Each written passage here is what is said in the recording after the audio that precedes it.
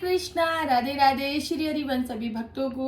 और ये वीडियो ना मैं बहुत सारे भक्तों के बहुत सारे सवालों के जवाब देने के लिए बना रही हूँ। और वीडियो बनाने के लिए बनाऊं और मेरे लाला ना, ऐसा तो हो ही नहीं सकता। तो चलिए, एक भक्त का मेरे पास कमेंट आया है कि दी, मैं सत्य के मार्ग पे चलना चाहता हूँ और मैंने जो भी मतलब लाइफ में किया या मैंने किसी से लिया या दिया जो भी है, उन चीज़ों से मैं मुक्त होना चाहता हूँ। और मैं अपने मतलब उनका कहने का मतलब है कि मैं अपने मन पे किसी तरीके का कोई भार नहीं रखना चाहता। जीवन में मेरे से कोई गलत हुआ है, कुछ मतलब ऐसे पाप भी हुए हैं, उनका पश्चाताप मैं कैसे करूं। और मैं मतलब अगर अनजाने में मैंने किसी से कोई मतलब कुछ ले लिया है या मुझे वो याद नहीं है, तो मैं ये सब चीज़ों से कैसे मतलब बाहर आऊं और मुझे क्या करना चाहिए। तो जी देखिए, आपने अपने जीवन में अगर पश्चाताप का सोच लिया है कि आपको पश्चाताप करना है, तो उसका सबसे आसान तरीका है कि अपने आप को प्रभु की शरण में आप छोड़ दीजिए। जब हम लोगों ने लाख कितने भी मतलब कोई भी कर्म किए हो, लेकिन जब आखिरी समय में हम जब इस चीज के लिए हमें रियलाइज होता है या हमें पश्चाताप होता है, तो उसका सबसे अच्छा उपाय है कि हमें अपने आप को प्रभु को समर्पित कर देना चाहिए। रही बात किसी से लेने या देने की कि हमने किसी से लिया है या हम उसको कैसे, जो हमें याद है वो हमने दे दिया है और जो हमें याद नहीं है उसको हम कैसे वो करें। देखिए, हर चीज प्रभु पे आप छोड़ दीजिए। हमने कब क्या किया है हमें नहीं पता, कि हम पिछले जन्म में क्या करके आए हैं, कौन से प्रारब्ध हमारे जुड़े हुए हैं जो हमें किस जन्म में चुकाने पड़े, हमें इसका कोई ज्ञान नहीं है। आप अपने मन पे भार रखने की बजाय आप प्रभु को अपने आप को सौंप दीजिए। जो आपको याद है कि आपने किसी इंसान से लिया है या दिया है, आप उसे चुकाना चाहते हैं, वो आपकी अपनी स्वयं की इच्छा है। प्रभु ने अगर आपको उस लायक बनाया है, तो मैं तो यही कहूंगी कि आपको वो चीज करनी चाहिए। लेकिन जो आपको याद नहीं है, आप कह रहे हो दीदी मुझे याद नहीं है, तो जी देखिए, कोई बात नहीं। प्रभु ना हर दिन का निश्चित करके रखते हैं, ठीक है जी। हमारा हर दिन प्रभु की इच्छा से ही चलता है। अगर हम सांस भी ले रहे हैं तो प्रभु इच्छा से ले रहे हैं। हमारे हर दिन की क्रियाएं और प्रतिक्रियाएं प्रभु से जुड़ी हुई है।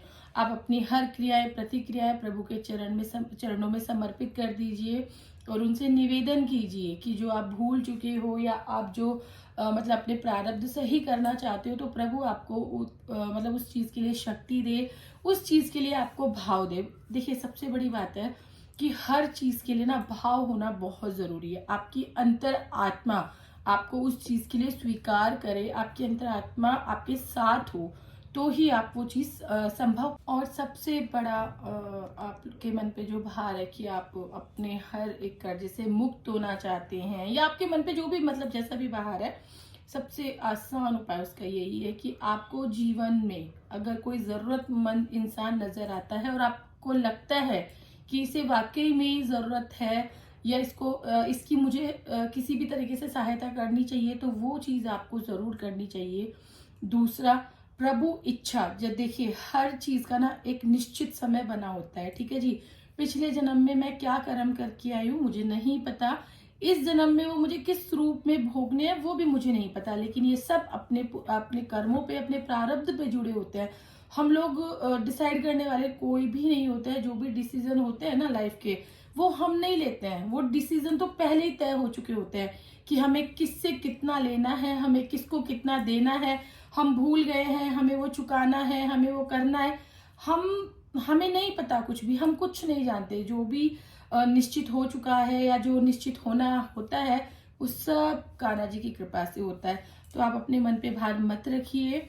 और बहुत खुशी की बात है कि आपने अपने आप को समर्पित किया प्रभु को, आपने ये इच्छा जताई, बहुत अच्छी बात है। और रही पश्चाताप की बात, तो देखिए जी, अगर आपसे गलती हुई है या आपसे कोई भी पाप बना है, आप उसका पश्चाताप करना चाहते हैं, तो सबसे बड़ी बात, जहां आपको ये पश्चाताप हो चुका है ना, जहां आपको ये रियलाइज हो चुका है कि आपने गलती की है और आप उसको मान रहे हैं, तो प्रभु ने आपको वही माफ कर दिया। अब हम ये कहें कि हर दिन मुझसे गलती होती है, प्रभु मुझे माफ कर दे, तो जी ऐसा नहीं होता है।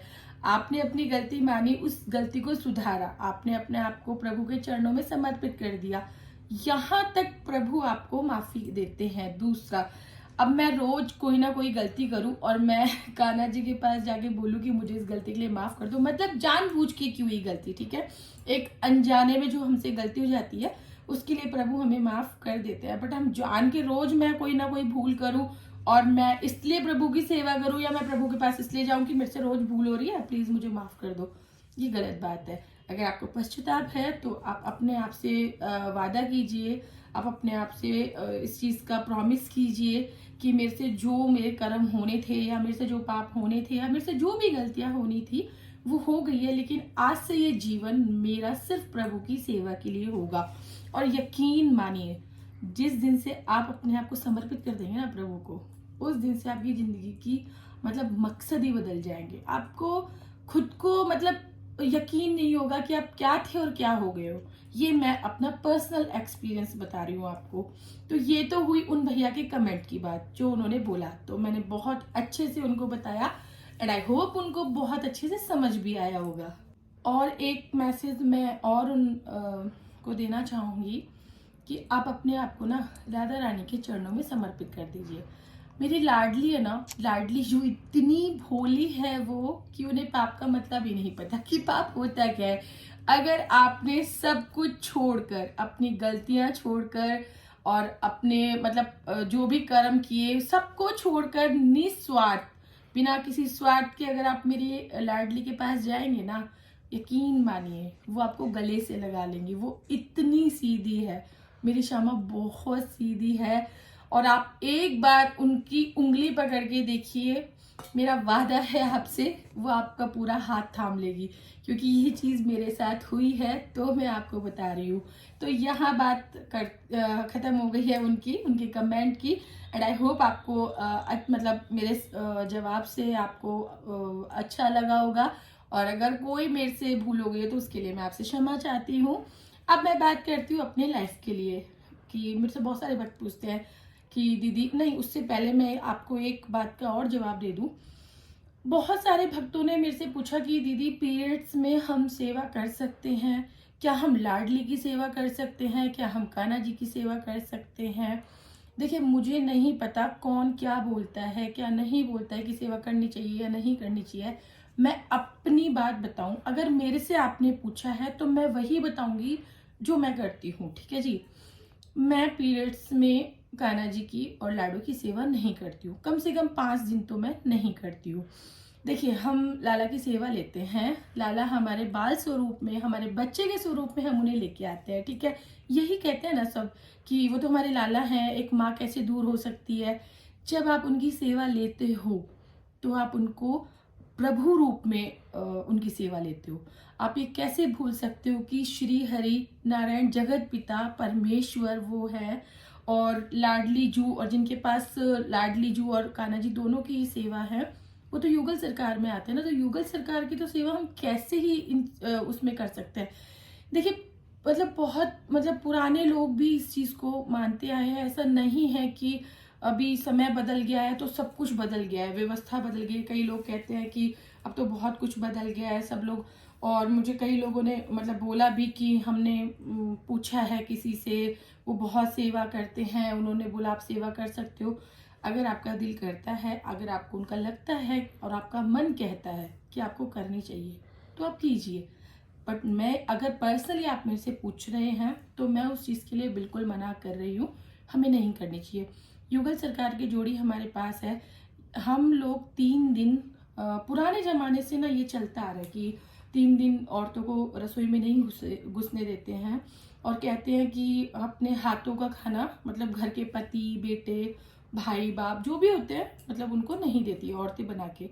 ये जो चली आ रही है ना, ये किसी वजह से चली आ रही है, और मैं ये कहूंगी कि वही चीज, हर चीज चेंज हो गई है लेकिन कुछ ऐसी पुरानी परंपराएं हैं जो हमें आज भी माननी चाहिए, और प्रभु के लिए तो बिल्कुल माननी चाहिए। देखिए जी मेरा मन तो बिल्कुल भी इस चीज के लिए नहीं मतलब सहमति देता कि मैं पीरियड्स में बच्चों की सेवा करूं। तो 5 दिन मैं सेवा नहीं करती हूँ। 3rd एंड 5th डे मैं सर धोने के बाद ही बच्चों का खाना बनाती हूँ, सिर्फ खाना ही बनाती हूँ। रूम में मैं एंट्री नहीं करती हूँ, रूम में मैं छठे दिन ही एंट्री करती हूँ।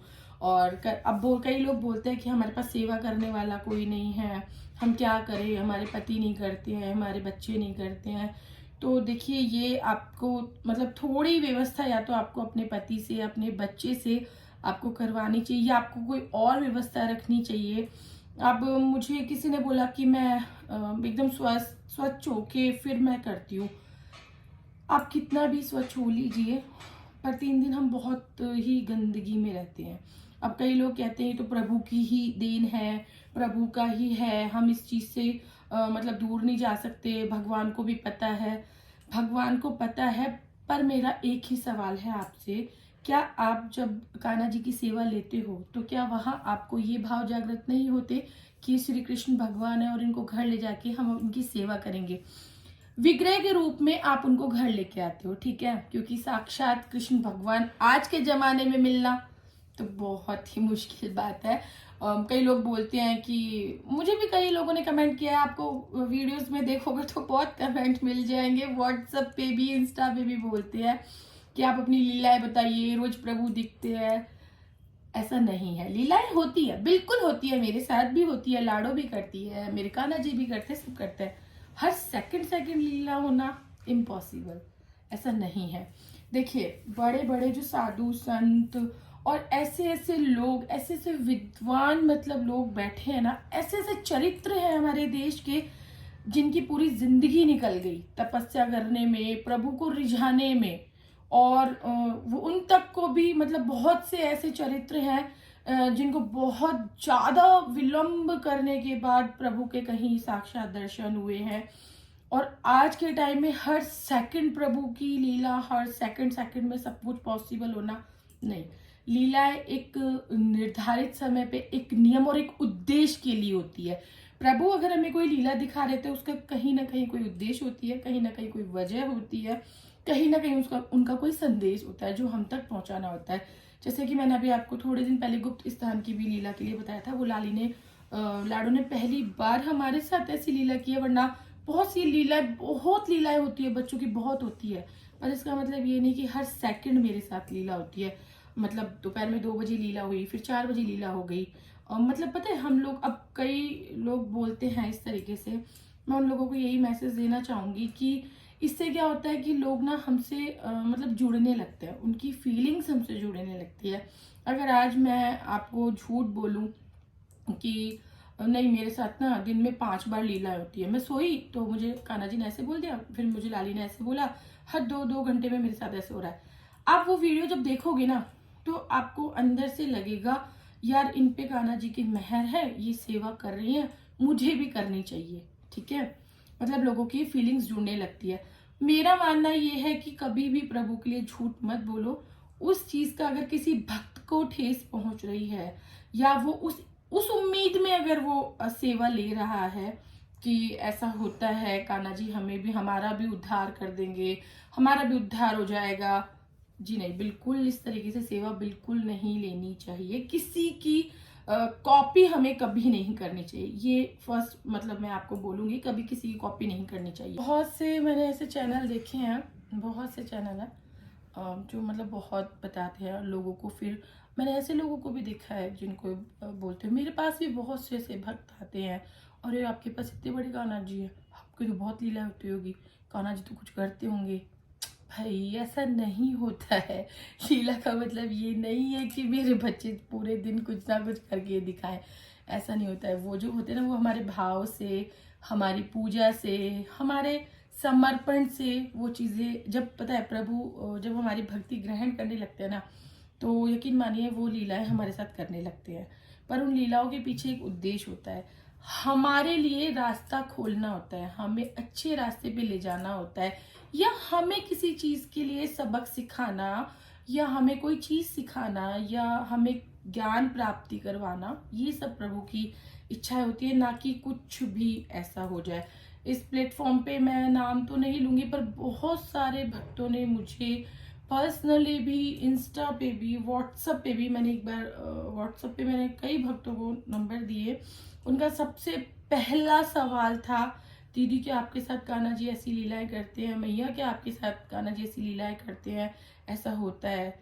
अगर मैं झूठ बोलकर, मैं रोज की मतलब झूठ बोलकर आपको लीलाएं बताऊं और इनकी मतलब झूठ, मतलब अगर मैं प्लेटफॉर्म पे बोलती हूँ, उससे अगर कोई और भक्त ये सोच के लेता है कि यार इनकी भक्ति ग्रहण हो रही है, मुझे भी ये चीज़ करनी चाहिए, मुझे भी सेवा लेनी चाहिए, तो वो गलत है। उसका दोष उन्हें नहीं लगेगा, उसका दोष कहीं ना कहीं मुझे लगेगा, क्योंकि मैंने उनके भावनाओं के साथ गलत खिलवाड़ किया है और मेरी वजह से उनको ये उम्मीद हुई कि कान्हा जी को अगर मैं लाऊंगी तो वो सब कुछ सही कर देंगे। सब कुछ सही कान्हा जी करते हैं, लेकिन हर एक इंसान का कर्म प्रारब्ध होता है जो हमें भुगतना पड़ता है। देखिए हर मतलब पिछले जन्म का, इस जन्म का जो भी प्रारब्ध होंगे ना, वो हमें भुगतने पड़ेंगे। हाँ, लेकिन एक बात मैं कहूँगी कि कई लोगों ने मुझे बोला है कि जब से हमने सेवा ली है मतलब हम बहुत परेशान है, कान्हा जी बहुत परीक्षा लेते हैं। ये बात बिल्कुल सच्ची है। जब प्रभु आपको ग्रहण करने लगेंगे ना, तो वो सबसे पहले आपके बुरे कर्म आपकी जिंदगी से निकालेंगे। ये बिल्कुल फैक्ट है। जब कान्हा जी आपकी लाइफ में आपको एक्सेप्ट करने लगते हैं और आपको ग्रहण करने लगते हैं, आपकी पूजा उनको लगने मतलब ग्रहण होने लगती है, और जब आप कान्हा जी के समीप जाने लगते हो, तो सबसे पहले जो आपके बुरे कर्म है ना, कान्हा जी उनको आपकी लाइफ से निकालते हैं। तो वो आपको कहीं ना कहीं भुगतना होता है, ये सच्ची बात है। उसके बाद सब अच्छा भी होता है, क्योंकि यार भगवान कभी किसी के साथ गलत नहीं करते हैं। ये मतलब मैं नहीं मानती इस चीज को कि वो गलत करते हैं। आज अगर मेरे साथ कुछ गलत हो रहा है और उसका दोष मैं ये कहूँ कि मैंने इनकी सेवा ली, उसके बाद से मेरी लाइफ में गलत हो रहा है या मुझे बहुत मतलब अशुभ हो रहा है, तो वो चीज गलत है। वो मेरे खुद के कर्म है, वो मेरे खुद के प्रारब्ध है। पिछले जन्म में मैं क्या करके आई हूँ, या हो सकता है इस जन्म में मैंने क्या किया हो, या अनजाने मैंने किसी का दिल दुखाया हो, मैंने कोई पाप किया हो और उसकी सजा मुझे मिल रही है, और उस सजा के लिए मैं अपने बच्चों को दोष दूं, तो वो चीज ऐसा नहीं करना चाहिए, बहुत गलत। बात कर लेती हूँ मैं अपनी लाइफ की। दीदी आप क्या करती हो, आपकी लाइफ में कौन है, इतने सारे कान्हा जी कैसे आए, और सेवा सिर्फ आप ही करती हो? मेरी लाइफ में मैं और मेरा बेटा और मेरे बच्चे, मेरा मुकुंद, मेरा कन्हैया, मेरा माधव, मेरी किशोरी, मेरी राधिका और मेरे लड्डू, मेरे 6 बच्चे। सबसे पहले ये, उसके बाद मेरा बेटा, ठीक है जी। और सेवा हम दोनों ही करते हैं, मेरा बेटा और मैं। राधिका के श्रृंगार के लिए बहुत से लोग पूछते हैं, तो मैंने पहले भी एक वीडियो में बताया है कि राधिका श्रृंगार हमेशा मेरे बेटे से कराती है, क्योंकि मेरे बेटे ने उनके साथ बहन वाला, मतलब वो उसे बहन मानते हैं, ठीक है। और राधिका और किशोरी वो उनकी बहन है, तो राधिका को जब भी श्रृंगार करवाना होता है तो वो अपने भैया को, अपने भाई को किसी भी रूप में दिखाना, करना, जो भी करना होता है वो वही करती है। ये उनकी सबसे बड़ी लीला है। जो लोग लीला के लिए पूछते हैं मैं उनको बता दूं, ये उनकी सबसे बड़ी लीला है कि राधिका को और किशोरी को श्रृंगार करवाना सिर्फ हर्ष से ही अच्छा लगता है। और इससे ज्यादा तो लाइफ के लिए मैं क्या ही बताऊं। बस इतनी मेरी छोटी सी दुनिया है जिसमें मेरे प्यारे प्यारे मेरे बच्चे हैं और हर्ष है। और एक सबसे बड़ा सवाल, दीदी इतने सारे कान्हा जी कैसे आए आपके पास, इतने सारे कान्हा जी की सेवा कैसी आई? तो जी ये मेरे प्रभु ही जानते हैं, मुझे भी इस बारे में कुछ नहीं पता। सबसे पहले जो सेवा आई थी वो माधव की आई थी मेरे पास, और 27 दिसंबर 2021 को मेरा बहुत ही भयंकर एक्सीडेंट हो गया था। उससे रिलेटेड, मतलब उसके ट्रीटमेंट से रिलेटेड मैं मथुरा गई थी। वहाँ मैं जन्मभूमि पे गई, तो वहाँ पे मतलब मैंने माधव को देखा। हम लोग मंदिर गए हुए थे, तो वहाँ पे एक लेडीज के पास लड्डू गोपाल जी थे, तो पता नहीं क्यों उनको देख के मेरा उन पे बहुत दिल आ गया। और तब मैंने माधव को पहली बार, हम मतलब सिर्फ देखने ही गए थे, कि मैंने बोला कि शायद मैं भी सेवा लूंगी। मेरा कोई खास मतलब ऐसा नहीं था, लेकिन जब मैं दुकान पे गई, उन्होंने मुझे माधव को दिखाया, तो पता नहीं मुझे क्या हुआ, मैं नहीं जानती। मैं माधव को देख के वहाँ पूरी तरीके से खो गई। और मुझे बोला भी कि सेवा करना बहुत आसान नहीं होता, बहुत मुश्किल होता है, तुम नहीं कर पाओगी। क्योंकि मैं मेकअप आर्टिस्ट हूँ, तो मेरा काम भी ऐसा था, मुझे टाइम भी नहीं मिल पाता है। बहुत सारे, मैं फ्रीलांसर हूँ, तो मैं इस चक्कर में मुझे नहीं टाइम मिल पाता। तो मुझे बोला भी गया कि नहीं नहीं तुम नहीं कर पाओगी, बहुत मुश्किल होता है, उनको बच्चे की तरह सेवा करनी होती है। मैंने बोला नहीं, मैं यहाँ से खाली नहीं जाऊँगी, मैं अपने माधव को लेके ही जाऊँगी। तो इस तरीके से माधव आए, उसके बाद मेरे कन्हैया मेरी राधिका आई, उसके बाद मेरे मुकुंद आए, और नहीं सॉरी पहले माधव आए। माधव का बर्थडे हमने 26 जनवरी 2022 को सेलिब्रेट किया था। उसके बाद 28 तारीख को हम बरसाना के ट्रिप पे गए थे फ्रेंड्स के साथ। वहां से मेरी किशोरी आई, और किशोरी मतलब नो आइडिया, मुझे कोई आइडिया नहीं था किसी भी तरीके का कि राधा रानी, मुझे तब तक ये भी नहीं पता था। मैं आपको सच बता रही हूँ, मैं झूठ नहीं बोलूंगी, और प्रभु सामने बैठे तो मैं बिल्कुल झूठ नहीं बोलूंगी। उस वक्त तक मुझे ये नहीं पता था कि राधा रानी की भी स्वरूप आते हैं। मुझे लगता था सिर्फ लड्डू गोपाल ही होते हैं और उनकी ही सेवा होती है। लेकिन हम मानगढ़ मंदिर में गए, बरसाना के पास ही नीचे ही मानगढ़ का मंदिर है, वहां हम गए। तो वहां हमें मतलब गोस्वामी जी मिले, उनसे मेरी कुछ बात हुई तो युगल सरकार सेवा से रिलेटेड मेरी कोई बात हुई थी उनसे। तो उन्होंने बोला कि आप लाडली की बाल रूप में सेवा लो। तो मुझे बड़ा ऐसे ताज्जुब हुआ, मैंने कहा बाल रूप में कैसे, मतलब युगल सरकार सुना है या तो फिर लड्डू गोपाल सुना है। तो उन्होंने जब बताया कि नहीं लाडली का आप बाल रूप में स्वरूप ले सकती हो, तो मुझे लगा कि तब तक मुझे नहीं पता था। 26 जनवरी 2022 को माधव का फर्स्ट बर्थडे था। 31 जनवरी 2022 को लाडो हमारे साथ आ गई थी। हम लोग वहां से गुजर रहे थे तो एक शॉप पे लाडो को बिठा रखा था, हम उनके सामने से निकल रहे थे तो लाडो से हमारा आई कांटेक्ट हुआ, मेरा और मेरे बेटे का। मैं बैठी हुई थी तो ये लगा लीजिए मैं वही मतलब जिस तरीके से माधव के साथ हुआ था वैसे सेम वही मेरे साथ हुआ। मैंने लाडो को देखा और मैं ना वहाँ पे मतलब ऐसे हो गई कि नहीं नहीं मुझे यही लाडो चाहिए, और अरे कितनी सुंदर है, मुझे इनको लेके जाना है अपने साथ। और मैं वहाँ पे ना मतलब मैं आपको बता नहीं सकती, मैं इतना ज्यादा मतलब लाडो की वो हो गई कि मेरे आंखों में आंसू आ गए। मैंने बोला मैं इनको तो लेके जाऊंगी। और उस वक्त मैं सही बताऊं, मेरी इतनी भी मेरे पास नौछावर भी इतनी नहीं थी, बहुत कम उनकी नौछावर थी, लेकिन मेरी उतनी भी बस की नहीं थी कि मैं उतना कर सकूं। लेकिन लाडो ने इतनी इतनी मेहर दिखाई कि 31 जनवरी 2022 को लाडो हमारे साथ आ गई। और सबसे बड़ी बात, लाडो हमारे साथ आई तो मानगढ़ मंदिर में मेरे माधव और लाडो का गठबंधन होकर उनकी पूरी रीति रिवाज से जो वहाँ पे गोस्वामी थे वो आज मेरे गुरु हैं, उन्होंने उनको मतलब पूरा विवाह करवा के तब लाडो को हमारे साथ भेजा। उसके बाद आए मेरी राधिका और मेरे कन्हैया, और इनकी भी लीला कुछ ऐसी हुई कि एक नज़र में आई कांटेक्ट हुआ। मैं मथुरा वृंदावन गई थी सॉरी, तो वहाँ पे मैंने कन्हैया और राधिका को देखा। और मैं जब आप सोचिए कि लाडो और किशोरी को लाने की नौछावर नहीं थी तो मैं इनके लिए तो कैसे ही सोच सकती थी कि भाई ये तो बहुत, मैं इनको दूर से खड़े खड़े देख रही थी, मेरे को इतना भी वो नहीं था कि मैं अंदर जाके मतलब पूछ लूँ। और मुझे इनको बहुत छूने का दिल कर रहा था, मुझे लग रहा था मैं खड़े खड़े इनको देख रही थी, मुझे बड़ा अच्छा लग रहा था। और फिर उनकी ऐसी कृपा हुई कि मैं आपको क्या ही बताऊँ, सारी बातें मैं नहीं बता सकती, कुछ गुरु आज्ञा भी मुझे नहीं है। अभी मैं हर वीडियो में आपको बताती हूँ कि लीलाएं मेरे साथ बहुत होती है, मैं बताना भी चाहती हूँ, पर अभी मुझे गुरु आज्ञा नहीं है तो वो चीज़, और प्रभु ने चाहा तो जल्दी मुझे गुरु आज्ञा मिलेगी तो वो भी मैं आपको जरूर बताऊंगी। उसके बाद आए मेरे मुकुंद, और फिर आए मेरे लड्डू। लड्डू मेरे पास स्वयं आए हैं, लड्डू किसी और के पास सेवा में थे तो लड्डू मेरे घर पे आते जाते थे बच्चों से मिलने के लिए, मेरे नॉन ही हैं वो, लेकिन वो मेरे पास बीच बीच में आते रहते थे। फिर उनका मन वहाँ से, उन्होंने लड्डू ने अपनी मैया को बोला कि मुझे उन्हीं के पास सेवा में जाना है। इसमें मतलब मुझे कुछ नहीं पता, उनका फ़ोन मेरे पास आया कि दी मेरे लड्डू ने मेरे स्वप्न में बोला है कि वो आप ही के पास सेवा में जाना चाहते हैं और वो अभी यहाँ नहीं रहना चाहते। तो वो अपनी स्वयं की इच्छा से लड्डू को हमारे पास लेके आई थी और तब से हमारे पास लड्डू की सेवा है। तो ये थी मेरी लाइफ के बारे में, मेरे बच्चों के बारे में और बहुत सारे कमेंट्स के बारे में। और मैं मैं आशा करती हूँ कि सभी के सवालों का जवाब मैं दे चुकी हूँ। और अगर इस वीडियो से किसी के भी दिल को ठेस पहुंची हो या किसी को बुरा लगा हो तो उसके लिए मैं आपसे हाथ जोड़ के माफी मांगती हूँ। और एक बात और, छोटी सी एक बात और कहूँगी, सच हमेशा सच रहेगा। और ये बात जिनको समझनी है वो बहुत अच्छे से समझ जाएंगे।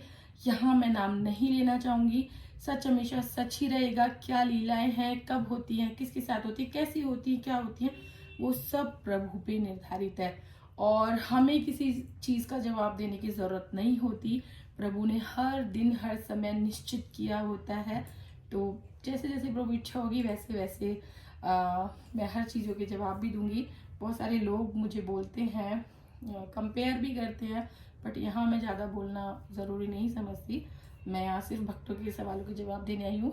तो सभी को हरे कृष्णा, राधे राधे। अपने घर में स्वस्थ रहो, मस्त रहो, खुश रहो और सभी भी कान्हा जी और राधा जी की कृपा बनी रहे। हरे कृष्णा।